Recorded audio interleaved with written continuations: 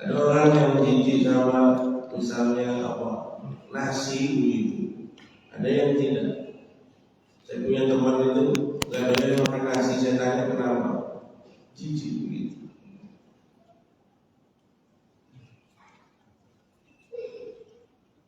Jadi patokannya jelas bahwa sesuatu yang dianggap menjijikkan dalam pandangan agama nanti akan dilihat sumbernya dari mana, dan nanti akan diketahui pembagiannya bagaimana.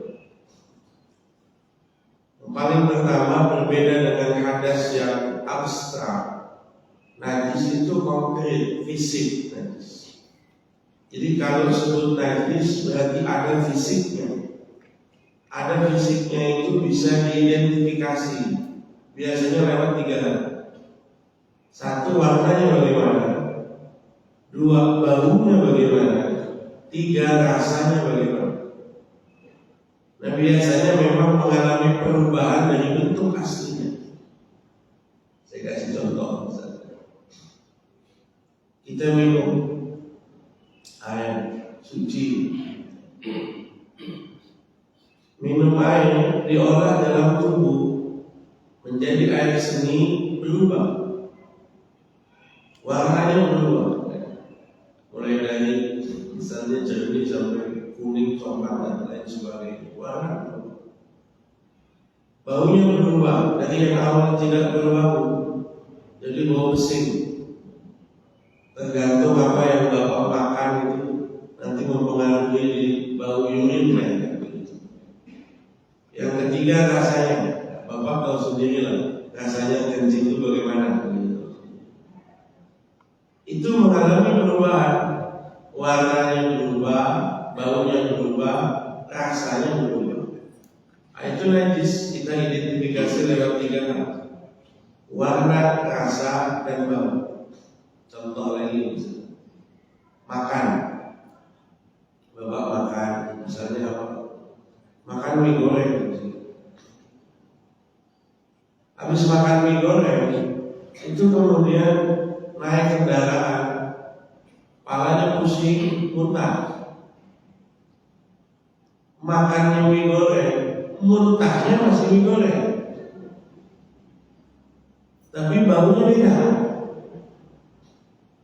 Yang awalnya aroma mie goreng itu rasa apa begitu, ini sudah aromanya aroma muntah. Yang awalnya rasanya sedap, sekarang ada asam-asamnya begitu. Yang awalnya warnanya itu ada perubahan begitu, mungkin lebih pudar atau apa, itu berubah. Bisa diidentifikasi, ada warna, ada rasa, ada bau. Maka najis itu kalau tidak ada fisiknya, minimal dulu ada fisiknya, minimal. Contoh ini, ada kencing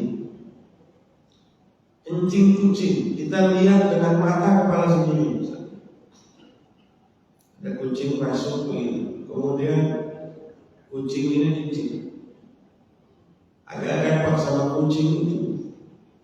Saya di rumah itu ada pesantren yang karena santri itu makan kalau nggak habis itu dikasih kucing. Maka kucing itu di pesantren banyak sekali. Nggak ada yang sengaja melihara, nggak ada. Tapi karena kucing itu tahu jadwal makannya santri jam berapa, itu ngumpul. Seingat saya kucing itu lebih dari 25 atau 30. Saya mulai iseng menurut teman-teman santri, coba kucing ini buang kemana, itu kebanyakan menurut saya. Dibuang itu bagaimana? Yang repot itu ketika pondok liburan, 25 kucing yang biasanya di pesantren itu kemudian menginvasi rumah saya. Awalnya di pesantren 25, tiba-tiba masuk ke rumah dan saya kemudian merasa terjaga sama kucing gitu. Ini kenapa ruang tamu kucing, ruang istirahat kucing, di kamar doang tadi masuk kucing. Dan kucing itu menguasai wilayah dan jajahannya itu ditandai dengan kencingnya. Di tempat kekuasaan dia begitu ditandai dengan kencing. Repotnya itu lemari kitab saya itu sampai bawah itu masih kitab. Yang kucing itu ya memang nggak tahu kalau itu kitab, dikencingin Pak kitab-kitab saya. Jadi saya pas lagi mau tolak ini kok mau besi. Wah kucing. Sampai kemudian saya beli semprotan penghalau kucing itu. Gak tega juga sebetulnya gitu kan. Itu cuma baunya ya. Saya semprotin di tempat yang kucing itu kencing. Besok tuh udah gak lewat situ. Yang jadi masalah ada satu hal. Apa ini? Bahwa kucing pernah kencing di situ. Itu najis. Harus disucikan. Maka saya biasanya itu saya tandai. Kalau nggak sempat langsung mensucikan, itu saya tandai.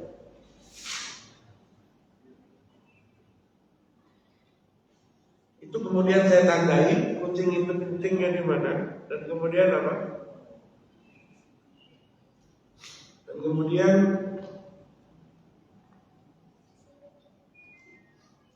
saya kasih namanya tanda itu, kemudian saya kasih spidol. Itu kemudian nanti saya ngomong sama istri. Ini lokasi tadi kencing kucing itu. Belum sempat disucikan, kata saya. Kalaupun nanti kering, statusnya tetap najis, fisiknya sudah tidak ada. Betul. Tapi kita yakin sekali bahwa di sini kucing pernah kencing begitu dan belum ada upaya mensucikan, belum ada. Jadi statusnya tetap najis. Najisnya dari mana? Karena belum pernah ada yang mensucikan. Tidak ada ceritanya suci dengan sendirinya juga.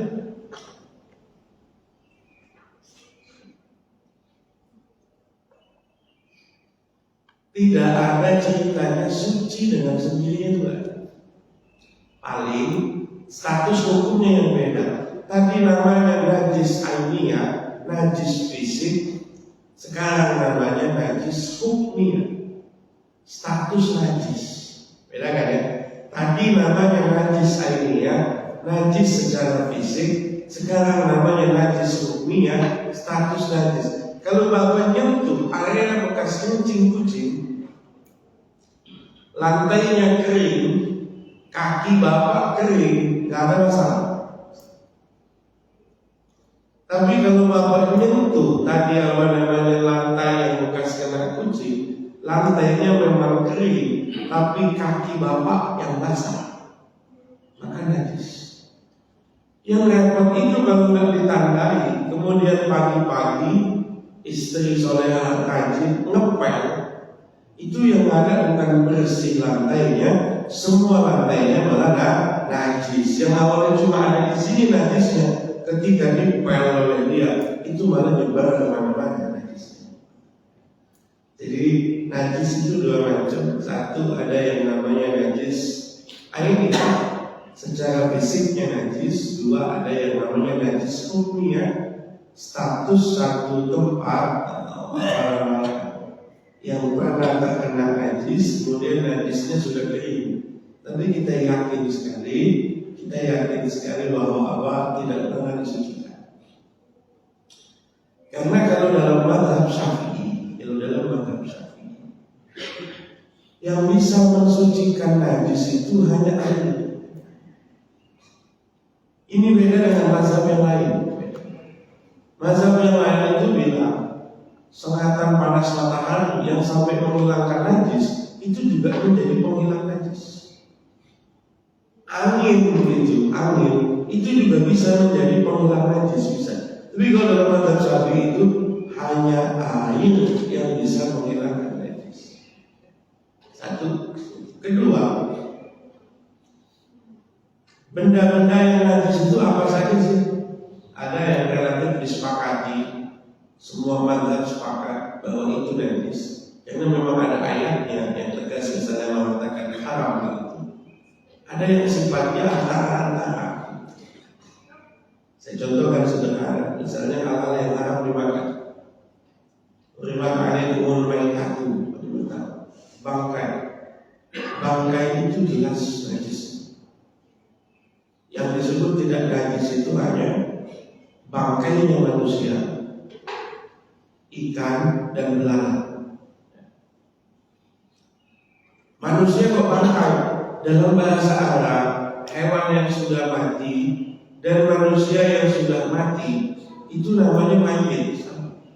Kalau hewan mayitah, ada namanya mayitah, ada namanya mayit. Kalau di kita dibedain.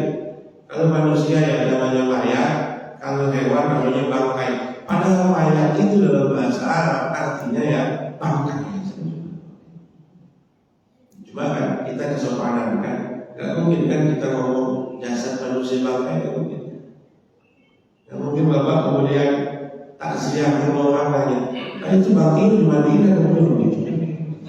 Itu bangkainya kapan disolatin kan nggak mungkin juga ini. Itu penghalusan bahasa. Itu mirip sama kalau kayak di kita ini.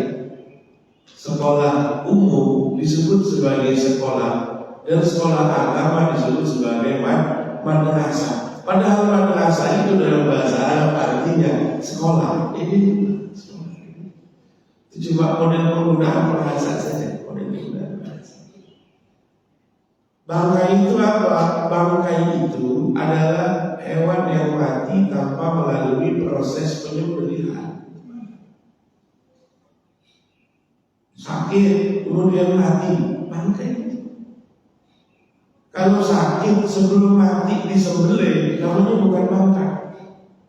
Itu mirip orang-orang tua dulu kita yang punya ayam tapi pengen makan ayam, nunggu ayamnya sakit. Jadi kalau yang umurnya lebih 40 tahun ke atas itu ngalami fenomena yang sama dengan saya. Kakek saya itu ternak ayam, ayamnya banyak satu kandang itu. Tapi jarang misalnya Jumat potong ayam makan, enggak. Ayam udah mau sakit, potong-potong nih kita makan ayam. Jadi pengen makan ayam itu nunggu ayam sakit dulu. Kalau nggak sakit itu ya nggak makan ayam, enggak gitu nggak makan ayam. Karena kalau dibiarin mati, jadinya bangkai. Tapi kalau dipotong dulu, jadinya bukan bangkai. Jadi termasuk apa namanya bangkai itu, termasuk bangkai itu apa? Anggota tubuh hewan yang terpisah. Di saat hewannya masih hidup, itu kita anggap sebagai contoh. Bapak punya kambing di rumah, pengen bikin masakan sop buntut enak.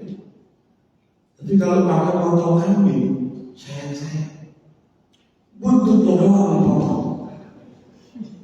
Ya, saking inginnya itu buntutnya doang dipotong. Ngomong sama istrinya, masak ini sop buntut enak. Lu siapa yang potong kambing? Saya nggak potong kambing, saya potong buntutnya aja. Ini satu haram. Menyiksa hewan, satu dan haram menyiksa. Kedua, bukan sisi haram, dia juga najis. Kenapa najis? Statusnya status bangkai. Lu hewannya kan masih hidup ya. Organ tubuh yang terpisah dari hewan kita sebut statusnya status bangkai. Kenapa ada anjuran kalau apa namanya bapak potong rambut, potong kuku, itu anjurannya yang paling terbaik dikubur, Pak. Hari-hari itu dia main dikubur. Kenapa dikubur? Organ tubuh yang terpisah. Bapak di tengah jalan melihat tangan orang, tangan saya. Kalau zaman dulu ya, kalau zaman sekarang lapor polisi ada tangan. Lu zaman dulu kan tidak. Ini ada tangan loh begitu. Ada tangan itu mandikan, kafani, kubur. Sholati, jangan. Saya betul orangnya masih hidup. Bapak lihat kaki begitu kan, mandikan kaki. Kafani, kubur. ya jangan sholat. Masih mungkin orang ini hidup begitu. Kalau ada yang pernah nonton itu apa namanya? Dulu kejadian tabrakan kereta Bintaro ya. Itu kan ada filmnya apa ada potongan jari, potongan apa semacam itu di apa namanya dimandikan gitu, kemudian dikafani. Tapi jangan disolati sebab orangnya masih mungkin hidup. Tapi kalau bapak punya kepala langsung sholati bahkan pasti mati yang gitu ya. Gak mungkin kepalanya ada orang yang masih hidup juga mungkin. Maka organ tubuh yang terpisah dari tubuh hewan itu akan kita anggap sebagai najis karena statusnya. Ada orang pengen nyantai, waduh ini sayang ini satu kambing gitu ya. Potong satu paha dan kaki gitu, lumayan bikin sop kaki sama sate paha gitu. Hukumnya satu haram, menyiksa binatang. Yang kedua dia najis. Maka kemudian apa? Ada beberapa hal anggota tubuh yang terpisah dari apa namanya binatang, tapi kemudian tidak kita anggap sebagai najis. Bulu hewan yang halal dimakan. Bulu hewan yang halal dimakan itu nanti tidak najis. Misalnya apa? Biri-biri domba dijadikan uang itu tidak najis. Misalnya apa? Orang dulu tuh, zaman dulu nggak ada cotton bud, nggak ada goreng kuping. Biasanya yang tua-tua goreng kupingnya pakai bulu ayam, main cari tadi tuh, nggak tahu ayam siapa itu. Lewat depan, kalau bukan ayamnya sendiri haram apa boleh. Karena berarti apa? Ngambil apa namanya milik orang lain. Kalau ayamnya sendiri, itu nanti bulu ayam itu kita nyebutnya risha. Itu tidak. Telur itu terpisah dari apa? Terpisah dari hewan ya, dari induknya, telur dari hewan. Dia tidak anggap sebagai barang yang najis. Telur itu nggak peduli telur binatang halal atau haram, telurnya tetap suci. Telur ayam, bebek, angsa, unggas itu pasti halal. Telur ular, telur penyu, telur buaya itu hukumnya haram. Karena telur bukan apa? Bukan buaya. Hurimat alaikumul maitatu, kemudian apa? Waddamu, darah. Darah itu pasti najis. Kecuali nanti bagaimana? Ada darah itu yang tidak dihukumi sebagai najis atau dianggap sebagai darah yang makfu. Darah bekas-bekas luka, yang bukan karena perbuatan kita itu disebut sebagai makfu. Contoh ya, bapak punya bisul kecil di sini. Waktu bapak sholat, bisulnya pecah. Kalau kemudian darah atau nanahnya sedikit, nanah itu disamakan dengan darah sedikit dan pecahnya bukan sebab perbuatan kita. Sholatnya sah dan status darahnya disebut makfu. Makfu itu diampuni, dimaafkan. Patokannya dua. Satu, bahwa kadar darahnya sedikit. Dua, bukan disebabkan oleh perbuatan dia. Jadi jangan sampai yang punya bisul kemudian sholatnya itu pegang-pegang bisul. Ada seperti Allahu Akbar, Bismillahirrahmanirrahim, dipegang-pegang aja, kemudian pecah. Kalau ini pasti batal sholatnya. Kenapa? Ada unsur perbuatan dirinya, termasuk pemahaman darah yang kemudian apa? Sedikit yang keluar di daging, tapi kemudian tidak mengalir tidak. Bapak kalau mengolah daging kurban itu biasanya masih ada darahnya atau tidak? Makin bapak cuci, makin bapak cuci itu kadang-kadang makin keluar terus, kadang-kadang darah. Kalau dicucinya kebanyakan, itu nanti malah kalau bahasa orang itu nggak sedap lagi, kaldunya nggak banyak begitu. Jadi kemudian patokannya bagaimana? Patokannya itu sebagian orang ada yang langsung rebus, air rebusannya buang, lalu kemudian nanti apa? Kemudian nanti dicuci itu dimasukin ke panci lagi, itu nggak keluar darah. Tapi secara hukum fikih, darah sedikit yang masih nempel itu yang sudah kita bersihkan statusnya makfu, ada masalah. Maka ini bermain itu wadamu walahmul khinzir, daging babi. Al-Quran ngomongnya daging, lalu bagaimana kalau yang bukan daging? Al-Quran ngomongnya daging, bagaimana kalau misalnya bukan daging? Bahasa Al-Quran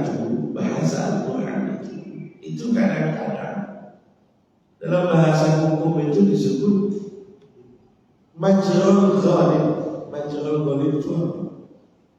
Majrul ghalib itu adalah ungkapan fenomena yang sering berlaku. Saya akan contohkan dulu, nanti bandingkan.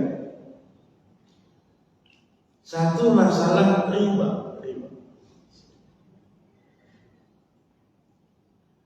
La ta'kulu riba adha'afan mudha'afan.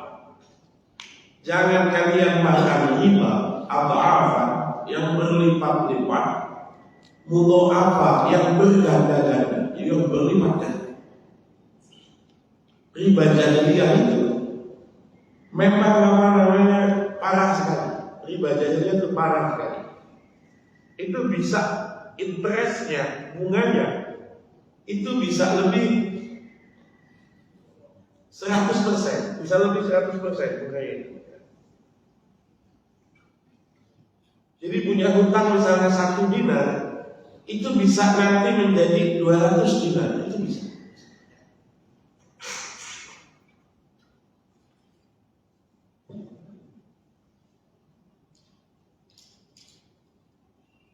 Saya contohkan sederhana. Itu mirip dengan kalau zaman sekarang apa? Pinjol ya, pinjol. Pinjol itu banyak orang yang awalnya apa?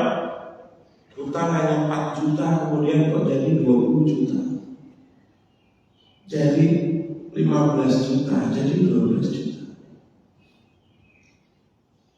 Itu rata-rata ya. Kalau saya tanya, kenapa bisa terjebak pinjol? Ya karena ada yang hutang. Kalau ada orang yang mengutangi dan tanpa bunga, kami juga akan mengutangi dan akan berhutang juga dan tanpa bunga. Masalahnya memang tidak ada yang mengutangi saja. Jadi bunganya berlipat ganda lebih dari 100%. Ayat ini kalau bisa pahami, saya bertanya, boleh berapa? 1 juta. Nanti bayarnya 1.100.000 ya. Enggak boleh, itu riba. Kata siapa riba? Enggak apa-apa. Lah kok enggak apa-apa? Lu nambah 100.000 itu cuma 10%. Yang enggak boleh itu kalau ribanya berlipat ganda. Ini tidak berlipat ganda, 1 lipatannya aja belum. Yang diungkapkan oleh Al-Quran itu fenomena yang berlaku, bukan hukum. Contoh ini. Ada ayat unik itu dalam bab mahram.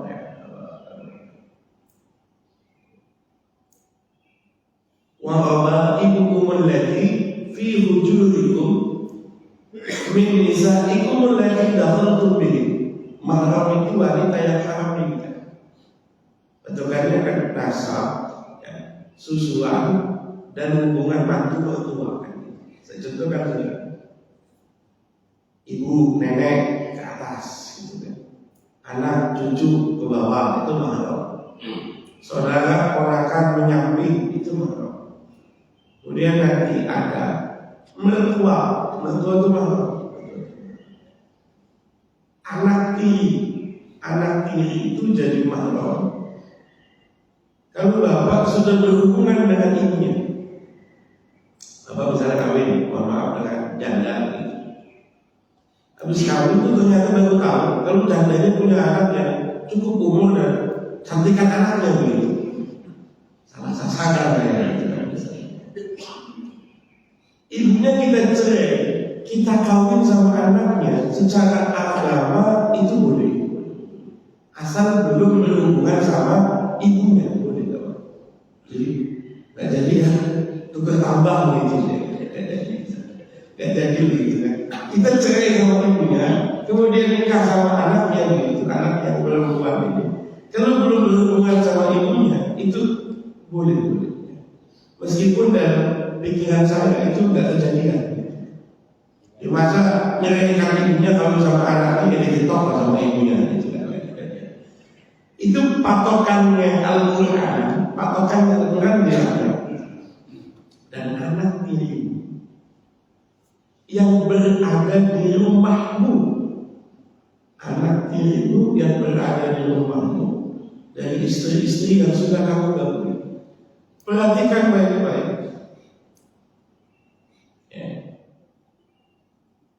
Berarti kalau anak tirinya bukan tinggal di rumah kita, berarti boleh dinikahi. Ayatnya apa? Termasuk mahram adalah anak tiri yang berada di rumahmu dari istri yang kamu gauli. Oh, jadi yang haram dinikahi itu anak tiri yang berada di rumah yang serumah sama emaknya. Berarti kalau rumahnya kita pisahin berarti halal. Misalnya ayat juga. Dalam bab puasa. Kalau dalam usul ini kajian mafhum namanya. Wala tubashiruhunna wa antum aqifuna fil masajid. Kalau kalian puasa siang-siang, jangan gaul istri sementara kalian iktikaf di masjid. Coba paham ya? Jangan gaul istri ketika puasa waktu kalian iktikaf di masjid. Lah kan orang mikir, masa ada sih iktikaf sambil gaul istri kan? Nanti orang memahaminya kalau nggak teliti-teliti berarti menggauli istri kalau bukan sudah iktikaf di masjid berarti boleh. Yang nggak boleh itu menggauli istri ketika sedang iktikaf di masjid. Ini sama seperti tadi haram makan daging babi. Quran menyebut daging karena konsumsi terbesar dagingnya. Nanti semua yang terkait dengan babi tidak ada. Ya daging, ya lemak, ya kulit, ya apapun yang berasal dari babi itu nanti hukumnya najis dan haram. Selain itu nanti apalagi benda-benda cair yang najis, kencing, kemudian darah, kemudian anak, ya kan? Kemudian apalagi yang najis, muntah, kemudian apalagi yang najis itu sesuatu yang keluar dari dua jalan, ya, kotoran. Apalagi yang najis itu yang keluar dari dalam. Ini mohon maaf dari tadi saya lagi agak apa namanya keluar apa namanya ingus itu nggak najis. Ingus itu menjijikan, tapi ingus itu nggak najis. Tapi meskipun ingus nggak najis kan nggak mungkin kita buang ingus depan muka orang tanpa izin. Ingus itu nggak najis. Ludah itu nggak najis. Cuma nanti ulama beda pendapat. Saya katakan ulama. Kenapa saya katakan ulama? Karena kajian kita fikih. Saya itu sempat dikritik sama salah seorang dokter, kebetulan saya ngajar di rumah sakit itu. Ketika saya membedakan antara air liur, sama ilat sendiri. Secara fikih saya katakan air liur itu suci. Yang penting tidak bercampur dengan apa? Tidak, suci. Tapi kalau ilat biasanya saya bilang menurut sebagian ulama itu najis karena berbau kan. Itu salah satu dokter itu kemudian kritik saya, kok bisa Pak Ustaz? Kalau kami ini memahami ludah dan ilat sama-sama apa namanya namanya apa istilah medis, saliva ya, saliva. Perasaan dari kelenjar air minum itu kan sama. Kenapa hukumnya beda? Oh, saya bilang, dok, mohon maaf, memang disiplin ilmunya berbeda. Saya kayak batas kehamilan. Batas kehamilan itu, kalau menurut fikih itu maksimal 4 tahun. Kalau menurut kedokteran, Ustaz, kalau ada orang hamil sampai 4 tahun itu, janinnya mungkin sudah membatu di dalam itu. Saya bilang, memang fokus kajian kita ini beda. Kalau medis itu kan sains, perlu ada pembuktian.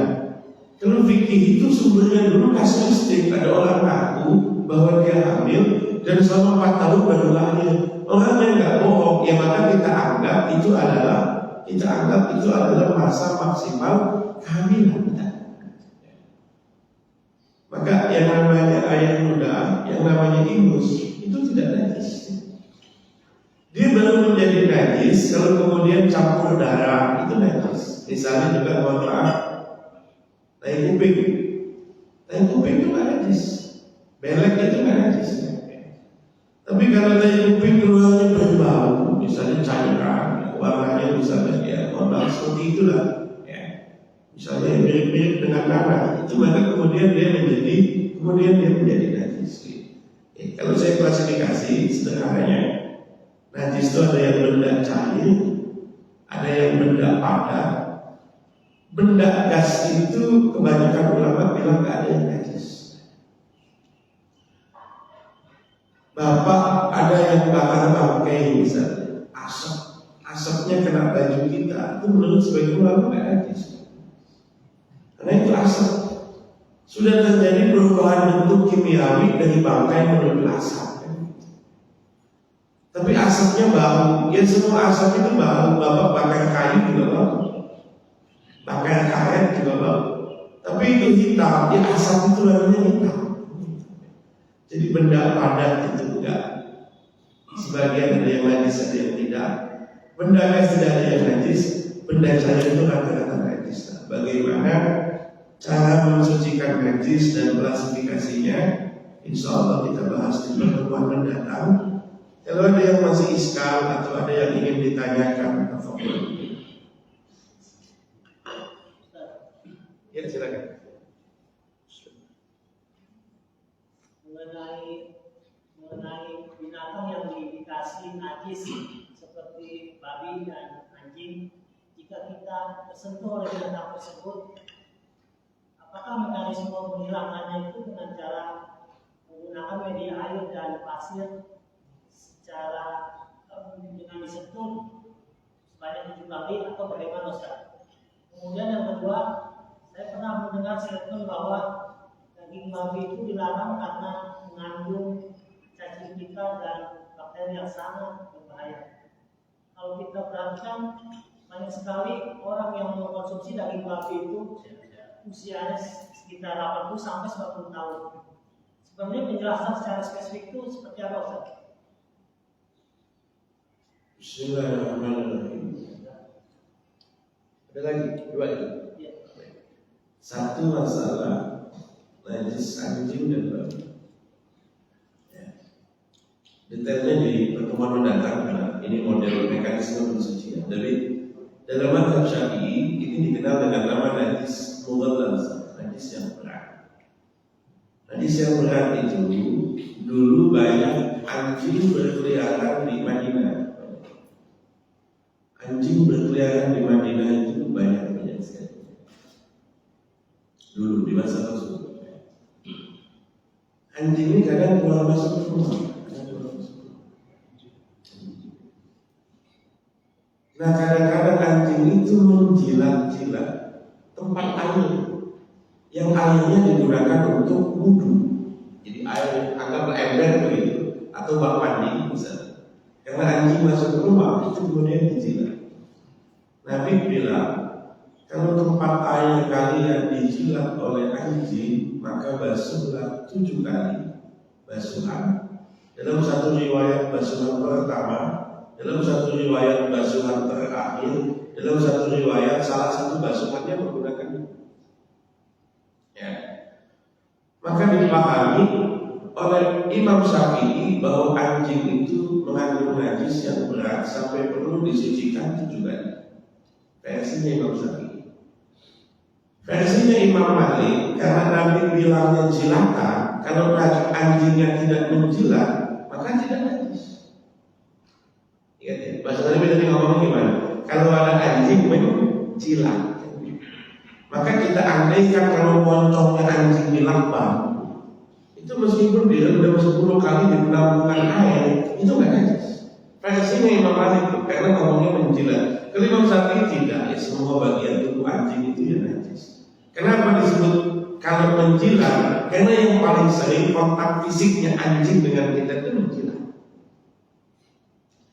Babi tidak disebutkan dalam hadis, tidak. Dan memang tidak ada peternakan babi di Madinah. Tapi babi itu diungkap dalam Al-Quran. Anjing itu justru tidak pernah diungkap kenajisannya dalam Al-Quran. Al-Quran kalau menyebut babi itu pasti negatif, tapi kalau Al-Quran menyebut anjing itu, ya ada anjing yang positif, pada anjing yang negatif. Suara sarakan anjing itu negatif, tapi ada penyebutan anjing yang positif ada. Anjingnya Ashabul Kahfi wa kalbuhu basidun bi'aihi bil wasit. Cuma ketika anjing disebut najisnya mubalaghah, maka dalam versinya Imam Syafi'i, babi itu lebih parah daripada anjing, maka disamakan statusnya dengan anjing. Cara mensucikan kontak fisik kita dengan anjing babi, basuh badan yang terkena itu 7 kali, salah satunya dengan debu. Kalau badan kita basah, atau anjing babinya basah. Kalau badan kita kering, anjing babinya juga kering, maka nggak ada kontak fisik. Kalau saya pegang babi, tangan saya kering, kemudian juga babinya kering, itu tidak ada, nggak nempel kan, meskipun saya pegang, tapi kemudian tidak ada anggotanya babi yang nempel di tangan saya, itu nggak ada masalah. Tapi kalau kemudian basah, itu masalah. Cara mensucikannya 7 kali dengan debu. Repot dong cari-cari tanah, cari-cari debu. Kalau buat orang Indonesia nggak repot Pak. Gimana caranya?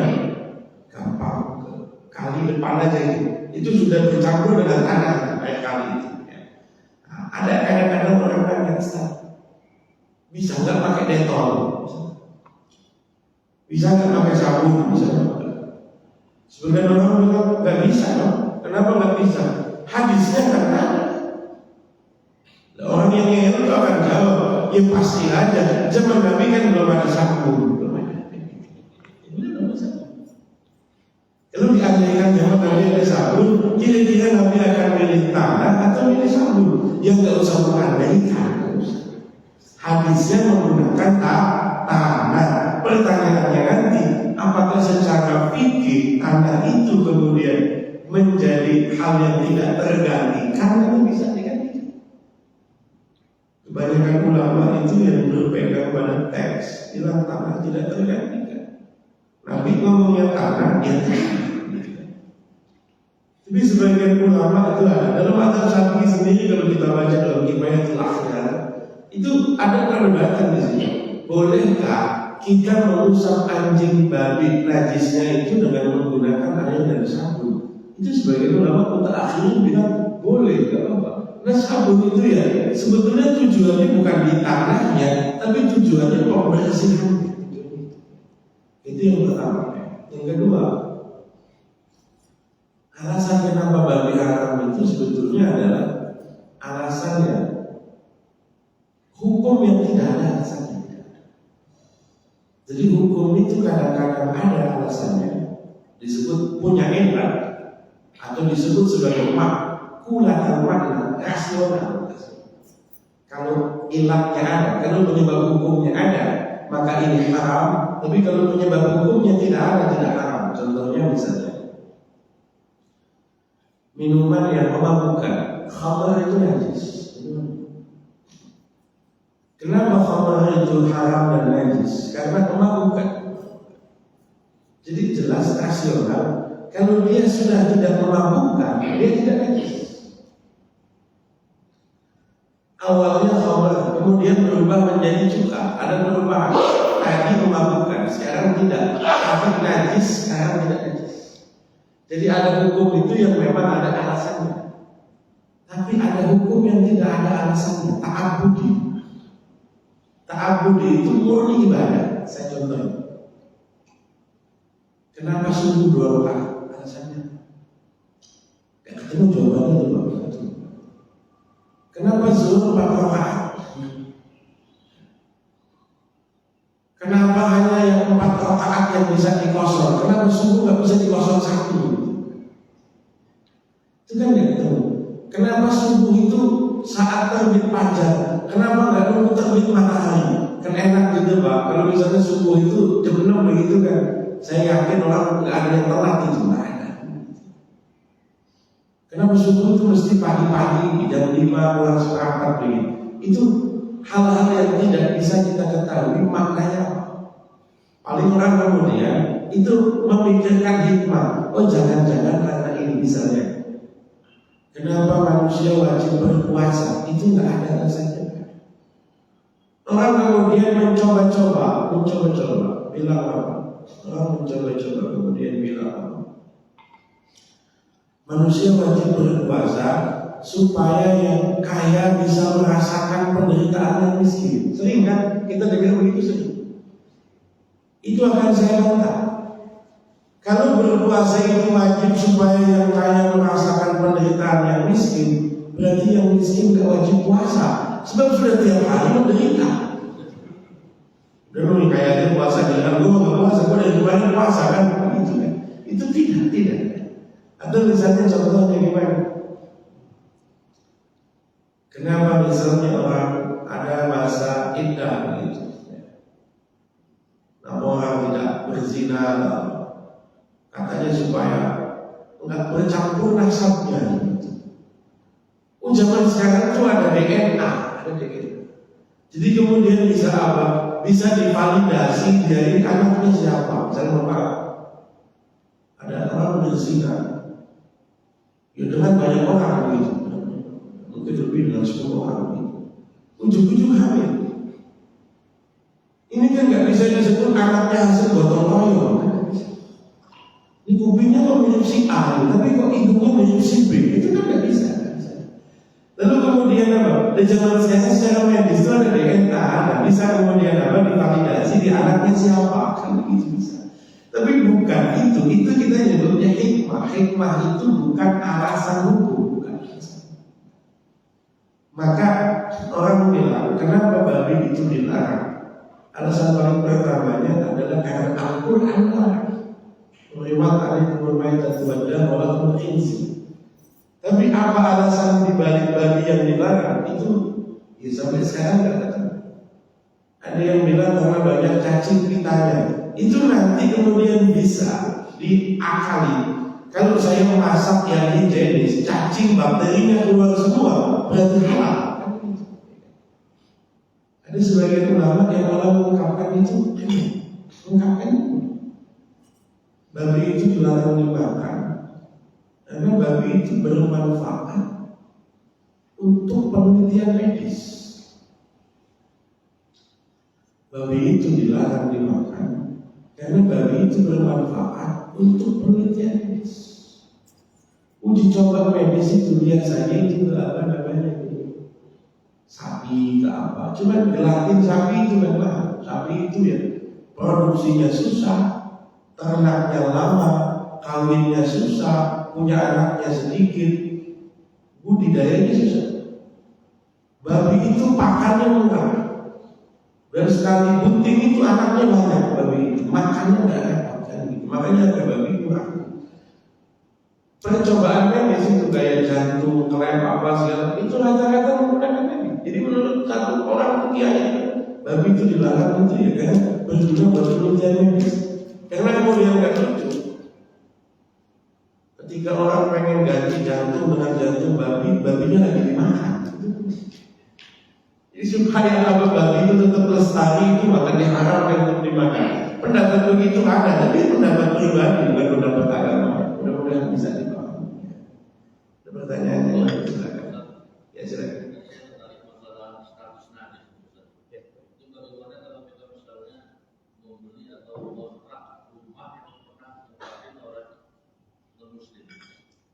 secara fisik kan najis dah kan. Tapi kalau muslim itu kan pasti mohon maaf semua mereka kan halal. Misalnya mereka pernah makan babi, pernah terjadi lantai, itu bagaimana itu? Oke, baik. Ketika kita ngomong najis itu fisik, berarti ada bukti. Maka harus yakin. Dipatahkan dalam hukum itu harus yakin. Ketika dia tidak yakin, dia hanya mengira-ngira, maka hukumnya belum masuk. Ini rumah non-muslim ini ya mungkin anjing apa namanya ya air liurnya di sini mungkin beda segala macam. Tapi pertanyaan sederhana, apakah kita melihatnya atau hanya menduga? Maka tadi saya bilang, najis status najis itu ketika kita melihat ada kucing-kucing di sini dan kita yakin sekali belum disucikan, status najis itu ada. Tapi kalau kita hanya menduga-duga, misalnya itu di jalanan itu kayaknya najis itu, kan mungkin jadi ada motor yang injak tai kucing kemudian lewat jalanan, itu hanya menduga-duga saja. Ketika menduga-duga, maka status najis tidak ada, karena najis itu tadi harus bisa diidentifikasi awalnya begitu. Itu memang begitu. Bapak dibagi duit semua orang. Kalau yakin haram, jangan terima. Saya semalam pasang togel tembus. Ini jelas haram ini, nggak ada istilah yang togel hadiah. Saya mau dikasih hadiah, hadiah itu halal. Lu kita tahu sumbernya, nggak boleh. Tapi kalau dia nggak ngomong-ngomong, itu halal. Makanya bapak jangan tanya-tanya. Bapak dikasih duit begitu, udah terima aja. Kalau bapak terima itu masih mungkin halal, masih mungkin. Tapi kemudian bapak tanya, ini kamu kok baik sekali bagi saya duit. Terus bapak pasang togel saat tembus menjadi halal. Jadi halal. Itu yang kemarin begini. Puasa Asyura kemarin, anak saya nggak puasa, anak saya masih kecil, TK sama SD dia nggak puasa. Siang-siang itu minta beliin es bangka, es campur bangka gitu. Ditaruh di meja, samping meja komputer saya, di anak saya dia belajar begitu gambar, meja belajarnya dia di samping meja komputer saya. Siang-siang itu, saya lagi ngetik tugas di komputer, nggak lama aja, lupa benar-benar lupa begitu. Sudah ngambil gelas yang isi es itu, mau saya minum, istri saya ngikutin, Bang, puasa. Udah saya bilang, wah kamu Tuhan jangan ingetin dulu. Sekali-kali biar saya ngasain dengan saya gitu lah. Besok-besok kalau saya lupa tuh jangan ingetin dulu saya gitu. Itu sudah tahu itu haram kan gitu ya. Jadi kalau kita hanya menduga-duga, status najis itu tidak ada, karena hanya menduga-duga. Itu beda kalau kita di tempat sampah. Kalau tempat sampah itu tidak menduga, karena orang buang sampah di situ, buang najis di situ, buang bekas pembalut, pempes di situ, jelas najisnya. Tapi kalau kita masuk ke rumah ya, bekas non-muslim, itu kita hanya menduga begitu. Tapi kalau mau hati-hati ya dipel ulang semua. Tapi seandainya tidak dipel nggak apa-apa ya. Mudah-mudahan bisa dipahami. Jadi status kita menduga. Kalau kita tahu misalnya teman, kita tahu teman itu memang nanti yang kita apa itu sebenarnya kan untuk efek dia kan dijual ya. Itu kan kita memang tahu dia nanti kan sering. Oke. Kita memang tahu di situ ada anjingnya. Yang tidak kita tahu kan sebetulnya anjingnya itu kencing di mana, kemudian apa, ngecek di mana, kita tidak. Dan apakah sudah disucikan atau belum yang kita tidak tahu. Mungkin anjingnya memang kencing, tapi dia punya PRT yang kemudian tiap hari ngepel dan segala macam, misalnya kan kita tidak tahu. Maka tadi saya katakan, secara hukum kita hanya menduga.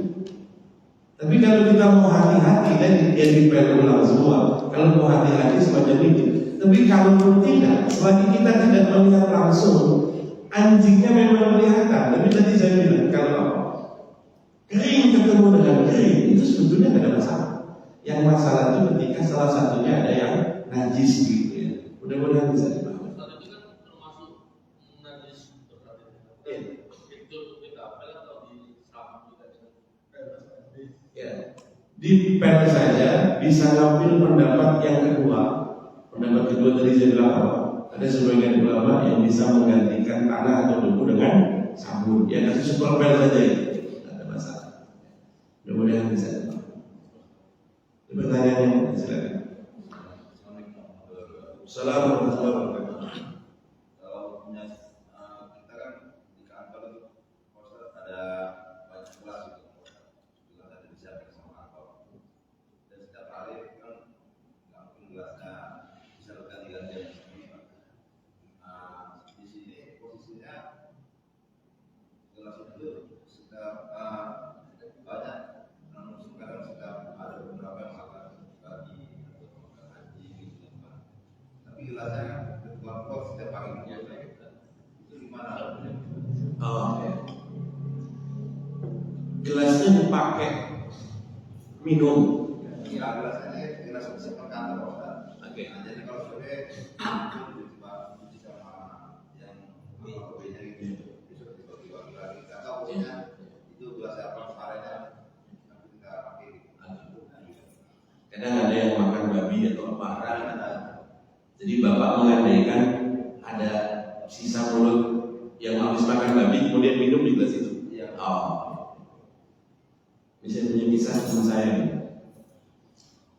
Dulu itu saya nggak tahu masa di Jogja itu ada satu tongseng gitu murah. Teman saya itu apa namanya puasa itu buka di luar terus. Dia makan di situ murah, buka puasa itu murah. Sampai ada yang ngomong itu di situ itu murah sekali itu buka puasa itu. Saya makan tongseng apa itu jam segitu mungkin 5.000 di situ 3.000. Jadi sebulan hampir sebulan penuh itu buka puasa di situ terus. Sampai kemudian baru apa namanya ingat itu di akhir dia mau pulang itu baru ingat, Bu ini kok murah sekali tongsengnya. Ibunya tuh kemudian ngomong, kenapa mahal-mahal? Tongseng segawon, tongseng asu gitu. Ternyata itu bacaan tongsengnya besar, asunya kecil. Dan teman saya itu hampir sebulan makan itu, hampir sebulan. Saya bilang kamu itu makan apa doyan? Sampai sebulan kepada saya, sampai sebulan. Tapi orang nggak tahu yang nggak ada hukumnya, nggak tahu yang nggak ada hukumnya. Itu langsung dia kemudian cari-cari di kitab, tolong carikan di kitab itu jadi. Apakah kemudian saya harus gosok gigi dengan tangan 7 kali? Ya kan logika pikirnya kan gitu. Dan apakah nanti kalau saya cekok itu cekoknya juga dengan tangan 7 kali gitu kan?